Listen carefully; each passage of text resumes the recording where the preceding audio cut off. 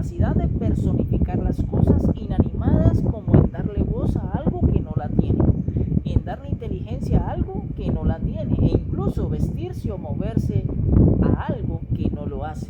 Hemos visto varios versos bíblicos donde se menciona. Vimos a Pablo cuando compara a la iglesia con unos miembros, y veamos ahora lo que dice Jesús en el Evangelio de Mateo capítulo 6 versículo 3. Mas cuando tú des limosna, no sepa tu izquierda lo que hace tu derecha. Pareciera que Jesucristo dijera en que las manos tuvieran la capacidad de ver o de hablar. Pero es una cuestión simbólica. Lo que Jesucristo está diciendo es de que usted no salga por ahí a gritar lo único que dio, en vez de eso, quédese callado. El Salmo 19, versículo 1 dice: los cielos cuentan la gloria de Dios y el firmamento anuncia la obra de sus manos. Ahora no es que yo debo salir y mirar al cielo y esperar a que el cielo me diga: oiga, Dios hizo lo que ves. En lugar de eso, veo este cielo tan inmenso. Obviamente, por el conocimiento y el razonamiento entiendo que existe alguien superior quien los creó. En la carta a los Romanos capítulo 7 versículo 11 dice: porque el pecado, tomando ocasión por el mandamiento, me engañó y por él me mató. Pablo lo menciona como si el pecado fuera una persona, y no lo es. En la primera carta a los Corintios capítulo 13 versículos 4, 5 y 6, Pablo dice de que el amor sufre, no se envanece, no se irrita, no guarda rencor.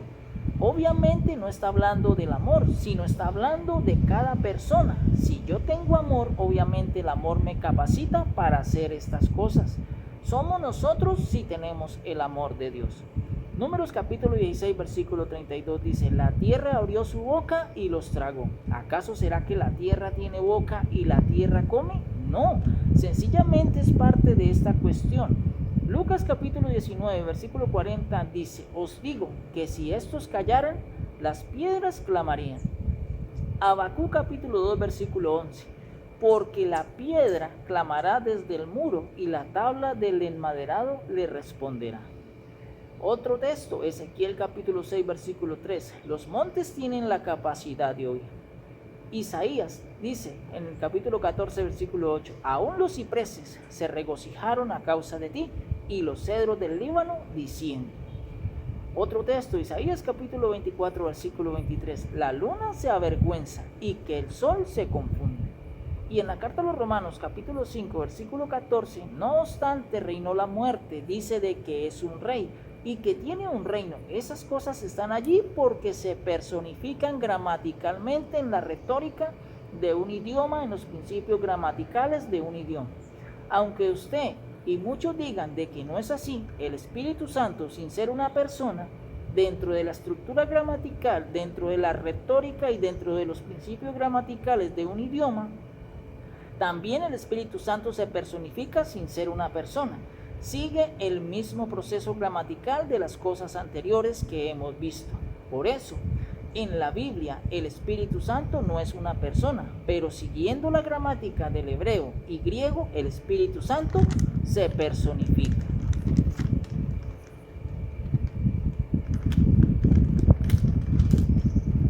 Por eso encontramos de que el Espíritu Santo habla simbólicamente. En la primera carta a Timoteo, capítulo 4, versículo 1, dice: pero el Espíritu dice claramente. Cuando Pablo dice que el Espíritu dice, está hablando de que el Espíritu tiene la capacidad de hablar. No porque sea una persona, sino porque se le personifica. El Espíritu Santo habla. Apocalipsis capítulo 2 versículo 7 dice: el que tiene oído oiga lo que el Espíritu dice a las iglesias. Aquí dice de que el Espíritu habla. Otro texto, Lucas capítulo 1 versículo 70. Aquí vamos a resolver y aclarar lo que nos están diciendo estos textos que estamos leyendo. Y aquí está la respuesta. Lucas capítulo 1 versículo 70. Presten atención, mis amados en el Señor. ¿Cómo habló por boca de sus santos profetas, que fueron desde el principio? Y aquí vemos la respuesta de lo que estamos hablando, del cómo habló el Espíritu Santo, y habló por medio de los profetas que fueron desde el principio. Recuerden este texto, Lucas capítulo 1 versículo 70, lo deja claro. ¿Cómo habló el Espíritu Santo? Lo hizo por boca de los santos profetas, siendo inspirados por el Espíritu Santo, y ese atributo se le da al Espíritu Santo y no a los profetas, porque ellos solo fueron siervos y por medio del Espíritu Santo de Dios fueron los profetas los que hablaron. De igual manera, el Espíritu Santo enseña. Esto dice Juan capítulo 14, versículo 26. Mas el Consolador, el Espíritu Santo, a quien el Padre enviará en mi nombre, Él os enseñará todas las cosas y os recordará todo lo que yo os he dicho. La influencia de Dios en los apóstoles les recordará lo que Jesús les dijo. Esos que dicen en que en un ayuno, en una vigilia, el Espíritu Santo les reveló, eso no es cierto. Solo el Espíritu Santo me revelará cuando estudio responsablemente la palabra del Señor, es decir, la Biblia.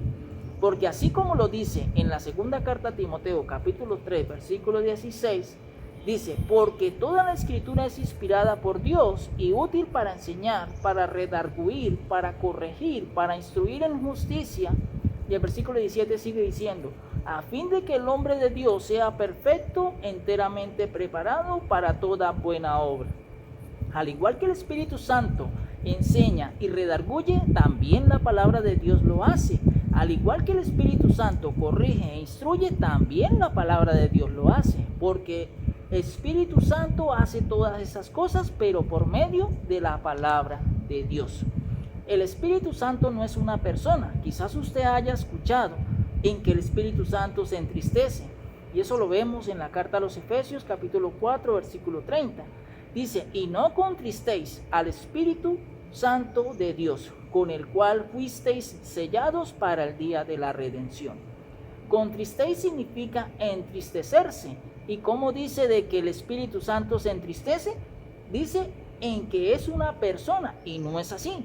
Paralelamente, en la primera carta a los Tesalonicenses, capítulo 5, versículo 19, el apóstol Pablo escribió, no apaguéis al Espíritu. Cuando usted compara los textos, no entristezcáis o no contristéis, está haciendo referencia a lo que dice Pablo. Es la fuerza del actuar dentro de mí y no es una persona, sino es su influencia dentro de mí. Así como en una llama, si se le echase agua sobre ella, esa llama comienza a menguar.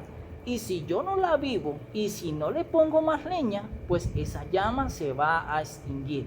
Una llama abocada es una llama que se entristece porque pierde capacidad, pierde fuerza y pierde influencia. Al igual que el Espíritu Santo, al entristecerlo, pierde influencia si hago las cosas que van en contra de los principios de Dios. Esa influencia se va apagando o se va entristeciendo. Con esto, mis amados en el Señor, vamos aclarando y aprendiendo y entendiendo mejor lo que nos dice la palabra de Dios. Que en aquellas cosas inanimadas las vemos como si fuesen animadas. Y por eso entendemos de que estas cosas han sido escritas gramaticalmente por la prosopopeya, que le da a algo inanimado como si fuesen animadas. Pero ya entendiendo gramaticalmente, retóricamente y literariamente de que la prosopopeya hace ver a cosas inanimadas como si fuesen animadas. Mis amados en el Señor, en el próximo video seguiremos con la cuarta parte. Dios nos bendiga.